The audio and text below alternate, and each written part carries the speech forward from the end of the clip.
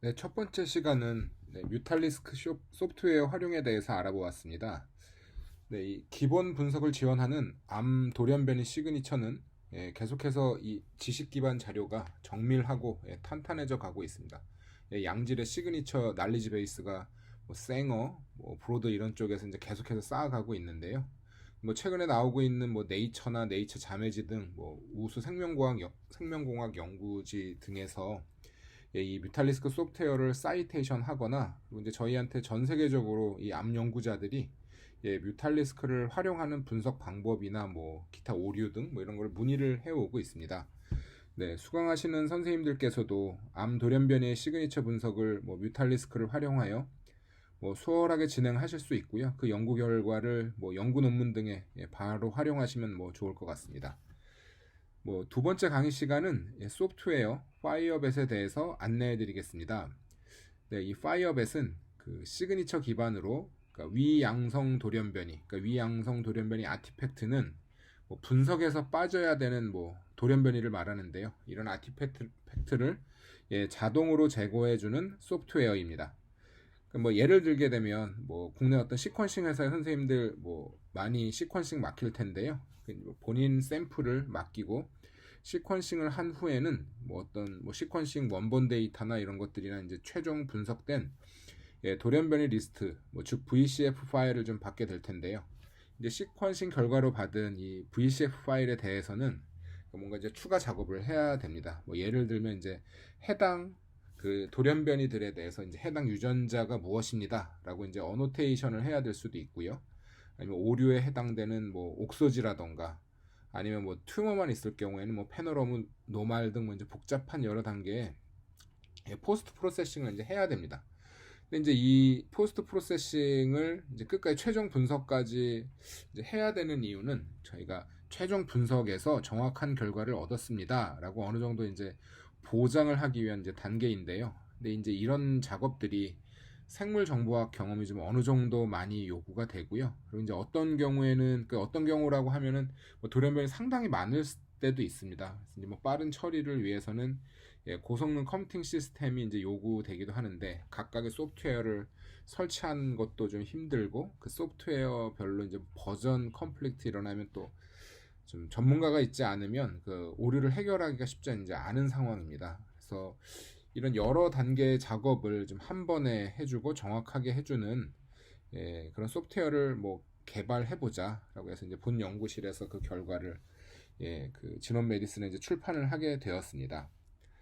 그리고 이제 파이어벳은 이제 특징적으로 최근 관심을 갖고 있는 그 인공지능 기법 중 일부가 도입이 되었는데요. 그 이제 인공지능 그러면 이제 선생님들이 다 딥러닝 뭐 이렇게 생각을 요새 많이 하실 텐데 저희는 이제 전략적으로 딥러닝 기법은 이제 배제를 시켰습니다. 이제 그 이유가 딥러닝을 사용을 하면 뭐 아시다시피 블랙박스 형태이기 때문에 이 VCF 파일 안에 있는 전체 돌연변이 중에서 뭐 이거는 좀 분석해서 빠져야 된다 하는 돌연변이가 있을 텐데 말씀드린 블랙박스 형태이기 때문에 이게 어떤 이유에서 제거가 되었는지 확인을 할 수가 없습니다. 그래서 이제 본 그 소프트웨어에서는 그러니까 뭐 큐러닝, 뭐 머신러닝 방법 중에 하나인 이제 큐러닝에 해당되는 경우들을 이제 활용을 했는데요. 그러니까 예를 들어서 뭐 이렇습니다. 그러니까 VCF 파일 안에 전체 이제 돌연변이 리스트가 있을 거고요. 그러니까 이제 이거를 분석에 최종적으로 참여시켜서 가져가야겠다라고 선별해낸 것들을 이제 저희는 논문에서 리파인드 그룹이라고 이제 명명을 했었고 이 돌연변이들 이 친구들은 제거를 해야 돼라고 하는 이제 아티팩트 그룹을 이제 나눠주는데 이런 것들을 이제 한 번에 나눌 수는 없고요.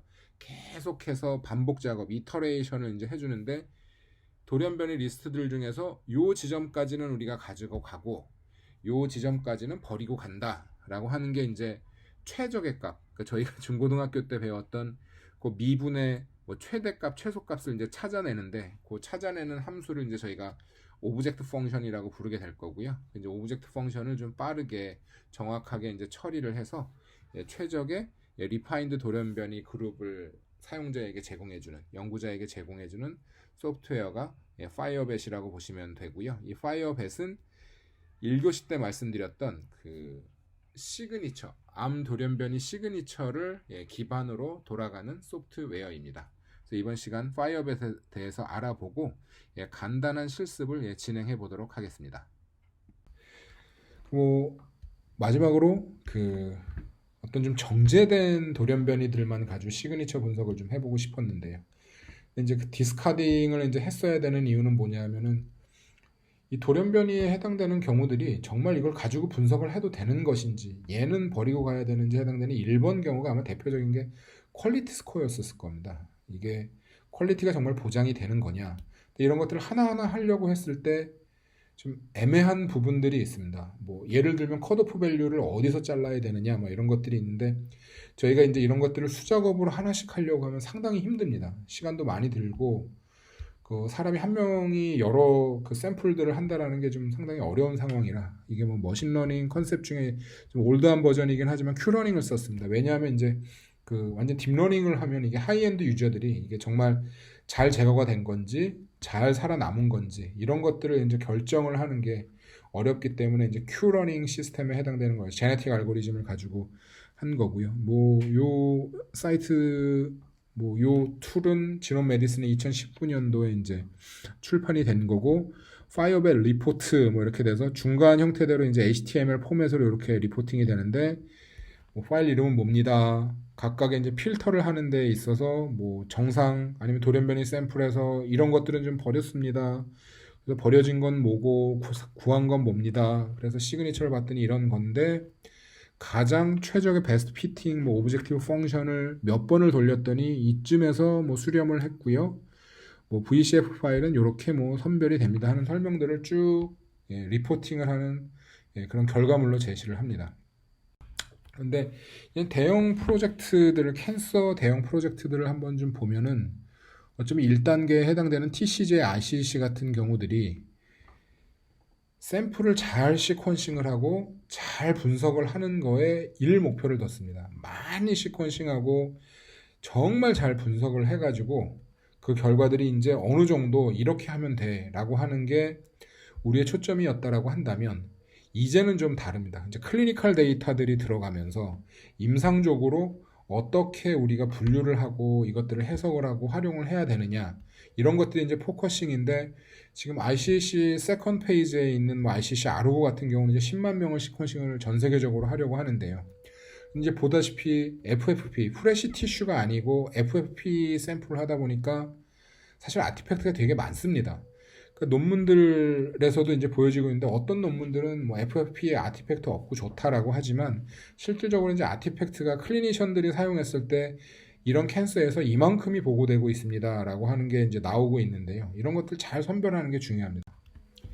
제가 그냥 활용하고 있었던 이거 프로스테이트 캔서 데이터들을 좀 보는데, 맨 위에 있는 게 노말, 두 번째 있는 게 투머인데, 이게 얼터레이션이 있는 돌연변이에 해당되는 것들을 이렇게 쭉 돌연변이 퀄리티 스코어를 나열을 했는데, 맨 마지막 보면 앞부분을 좀 버려야 될 것 같은데 어디까지 버려야 될까요? 이거 선정하는 게 사실 되게 어렵습니다. 애매하고 잘 했는지 좀 확실하게 확신도 좀 갖기가 어렵고요. 이제 이런 것들을 잘 알아서 버려주고 정제가 잘 된 것들을 시그니처로 분석을 해주겠다라고 하는.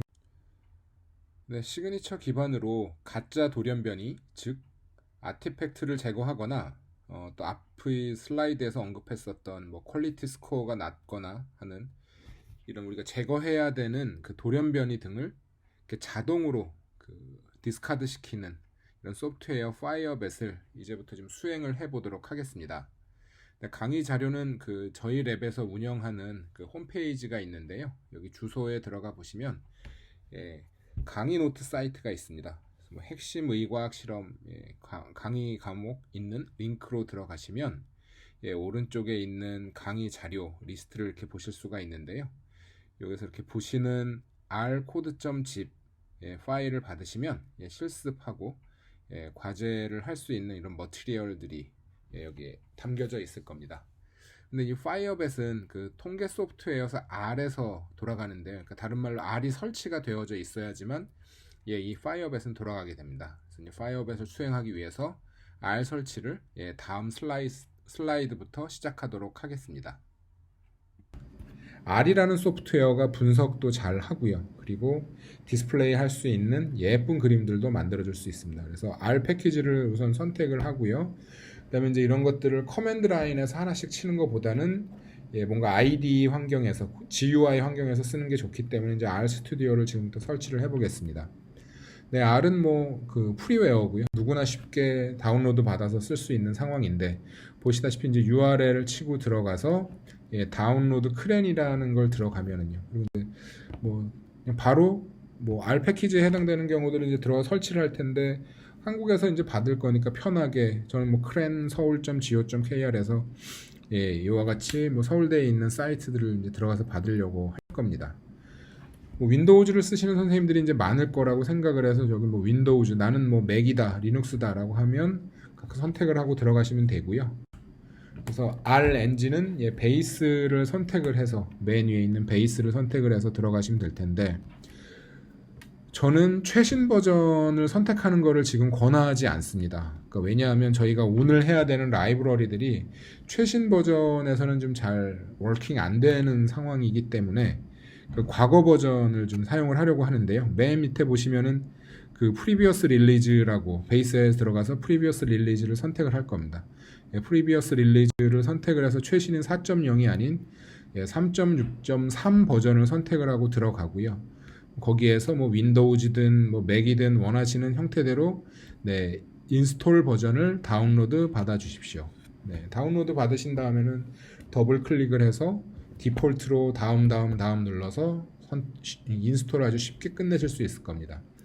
이제 IDE 환경에서의 작업을 하기 위해서 R 스튜디오를 이와 같은 URL을 들어가서 프리 버전을 다운로드 받으시면 될 겁니다.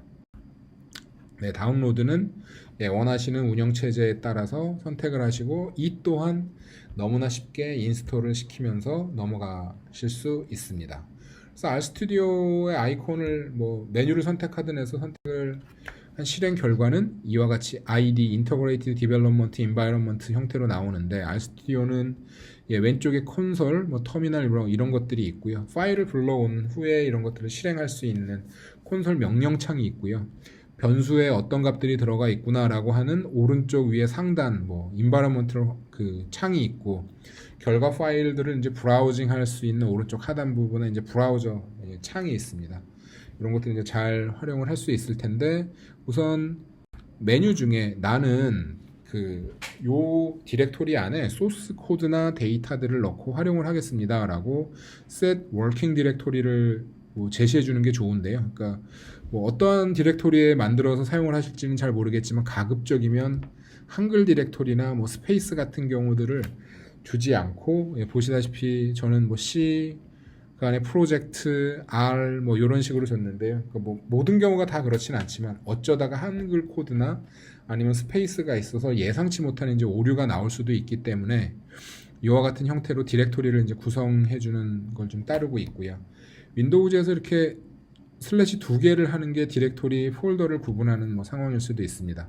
그래서 세션 메뉴에 set working 디렉토리에서 choose 디렉토리로 저희 뭐 작업하고자 하는 뭐 다운로드 받은 데이터들은 여기 안에 넣고 작업을 하시고 뭐 본인이 원하시는 디렉토리를 선택을 브라우징을 해서 가시면 될 겁니다. 그래서 오늘 나눠드린 그 예제는 박스플롯, 그다음에 뭐 힙맵, 서바이벌 뭐 이러한 정도의 데이터들이 있을 수가 있는데요. 이런 것들은 이제 디렉토리별로 R 코드, 데이터 코드들을 가지고 한번 실행해보고 원하시는 형태대로 수정해보고 하겠습니다. 어떤 파이어벳의 어떤 목적인데요. 뭐 R 버전 3.4.2에 해당되는 거 이상이면 충분히 사용을 할 수 있고 인스톨 패키지에서 파이어벳 하면은 쭉 다운로드를 받는데요. 굳이 뭐 소스 파일 인스톨 하지 않고 그냥 다운로드 받아서 사용을 하시면 될 것 같습니다. 그래서 요 논문에 있는 웹사이트에 보면은 그 CG업의 그 파이버 사이트에는 요와 같은 그 설명하는 부분들이 있는데요. 뭐 요런 샘플 파일로 실행을 하시면 됩니다. 예를 들면 라이브러리 파이어벳을 가져오시고 아웃풋은 어디에 그 다음에 나는 인풋 돌연변이 파일은 샘플 VCF 파일 뭐 요걸로 가지고 씁니다 라고 하고 아까 말씀드렸던 나는 퀄리티 스코어를 20으로 하겠다, 15로 하겠다, 이런 것들을 이제 우리 파라미터라고 얘기를 할 텐데요. 파라미터에 해당되는 경우들을 제이슨이라고 하는 이제 XML 파일 형태의 패턴으로 쭉 정리를 해놨습니다. 이제 이런 것들은 이제 좀 선별이 되게 되는데, 결과 run firebat이라는 펑션은 어떤 레퍼런스 지놈, 어떤 펑션들을 쓰는데, 뭐 여기 보면은 뭐 옵션을 조정하면서 해보실 수 있는 경우는요, num.cores라고 되어져 있는 건 난 CPU 몇 개를 쓰겠다, 그리고 population 사이즈 100개로 했는데 좀 정확도를 높이기 위해서 뭐 500, 1000 이렇게 갈 수 있습니다. 근데 시간이 좀 많이 늘어날 수 있다라는 거고요. 그 다음에 이터레이션에 해당되는 뭐 에폭 이터레이션에 해당되는 경우도 뭐 5로 해놨는데, 이것들을 뭐 10, 50 이런 식으로 하면 이제 정확도가 뭐 높아지기는 하겠지만 어느 정도 수렴한 이후에 똑같은 연산을 할 수도 있기 때문에 그건 본인들께서 이제 시간 조정을 하면서 해보시면 될 것 같습니다. 그래서 오늘 샘플로 나눠드린 그 firebat underbar run.r 파일을 가지고 이제 하실 텐데, 요 수업은 첫 번째 강의를 들으셨던 선생님들이 R 인스톨레이션이 다 끝난 상황에서 이제 같이 연계를 해서 할 수 있을 거라고 생각을 합니다. 그래서 선생님들이 본인의 그 R 설치해 놓은 곳에 그 맞춰서 워킹 디렉토리도 잡아 놓고요. 나눠드린 VCF 파일, 그 다음에 이거는 베어리언트 스캔이라고 하는 콜러에서 사용하는 파라미터들을 이제 잡아 놓은 XML 파일, 그리고 이 아웃풋 디렉토리 이제 여기로 넣겠습니다 라는 게 있고요. 그래서 결국은 이 옵션들, 좀 전에 설명을 해드렸던 옵션에 의해서 쭉 실행을 하고 나면 결과 파일이 skcm example이라는 디렉토리 안에 쭉 쌓이게 될 거고요. 거기에서 이제 제시하는 html 파일을 더블 클릭을 해서 브라우저에서 오픈을 해보면, 아, 이거는 대략 리파인드가 몇 퍼센트 되고 아티팩트가 전체 몇 프로가 됐고, 그다음에 2.1을 보게 되면 오리지널 그냥 시그니처 분석을 해봤을 때 이만큼이 있는데, 결국 40번이라고 하는 경우는 아티팩트였었던 겁니다. 그러니까 40번이라는 게 이제 아티팩트였었던 걸로 막 날아가게 돼버리고 43번에 해당되는 경우도 많이 날아가게 된 것 같습니다. 네, 그래서 결국에는 뭐 중요한 결과만 정제돼서 시그니처로 준다라는 게 이와 같은 상황이고요. 이 결과들에 대해서 해석을 해보다 보면은 45번이 날아가고 결국 보이지 않았던 SKCM에 대해서 이렇게 우리가 봤을 때 리파인드 VCF 보게 되면 7B, 7A에 해당되는 경우들이 오리지널에서 보이지 않다가 리파인드 된, 정제된 곳에서는 이제 나타난 걸로 이제 보였고요. 결국 이제 왜 그런가 했더니 C2A가 상당히 이제 오리지널 VCF에서 이제 많았었는데, 어떤 C2A는 상당히 여러 곳에 있는 것 같습니다. 언노운에도 있고 AG에도 있고 막 이런 것 같았었는데, 이런 게 이제 아티팩트였었기 때문에 제거가 되고 나니까 좀 더 정확하게 UV와 관련돼서, 이게 SKCM이니까 UV와 관련돼서 나왔구나 라는 것들을 봤고요. 그런데 이렇게 뭐 큐러닝을 해서 자동으로 이제 해줬다고 하더라도 잘못 제거를 했을 수도 있습니다. 이건 어쩌면 임상에서 많이 쓰이고 있는 돌연변이일 수도 있는데요. 약물과 연결을 해서 사용하는 돌연변이 있을 수도 있는데, 이것들이 너가 이렇게 함부로 막 버리면 안 될 수도 있다라고 해서 뭐 VCF 어노테이션에서 뭐 5번 보면 클리니컬 베어리언트 있는데, 거긴 뭐 이미 좀 알려진 것들이다, 뭐 패소제닉한 것들이다 라고 하는 것들은 네가 살리려면 뭐 살려서 써라 라고 하는 것들도 뭐 제시를 하고 있습니다. 시그니처 분석은 상당히 지금 여러 개의 캔서종에서 특징들을 이제 알리려고 많은 연구가 됐고요. 연구가 되어지고 앞으로도 상당히 이제 많이 될 겁니다.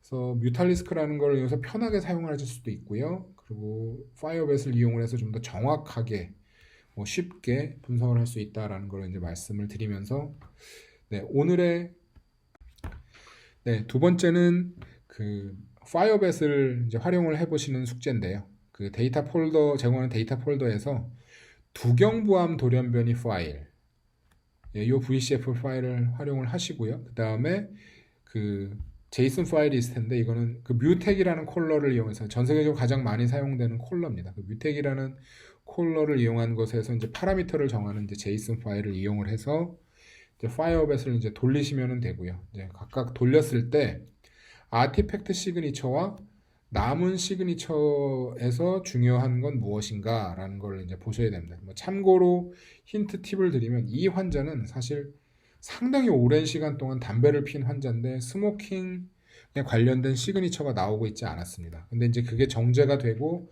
정말 스모킹 시그니처가 나오는지 한번 확인을 해 보시고요. 그다음에 끝난 다음에는 분석이 다 돌아간 후에 전체 돌연변이 개수가 몇 개인가, 아티팩트 그룹의 돌연변이 개수가 몇 개인가, 리파인드 그룹의 돌연변이 개수가 무엇인지 요거까지 정리를 할 수 있다면 아마 시그니처 분석을 하는데 그 어느 정도 내가 에러들은 다 제거를 하고 남은 것들을 선별을 해서 정말 정확도 높은 시그니처 분석을 할 수 있도록 뭐 하는 사람이 됐다라고 생각하시면 될 거고요. 이제 하나 좀 안타까운 점은 이 돌연변이 개수가 좀 많은 경우, 홀지놈 시퀀싱 같은 경우들은 이제 잘 분석을 할 수가 있는데 어떤 경우 이제 뭐 엑솜 같은 경우 중에 홀지놈도 마찬가지일 텐데 돌연변이가 이제 100개 이하로 되어져 있는 경우는 분석을 하는 데 있어서 이제 결국 이제 디컴포지션 하는 데 한계가 있기 때문에 좀 어려움을 겪는 뭐 그런 상황이 될 수도 있습니다.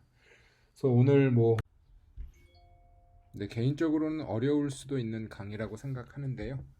그래도 열심히 해주시면 뭐 본인들 연구에 큰 도움이 되지 않을까 생각합니다.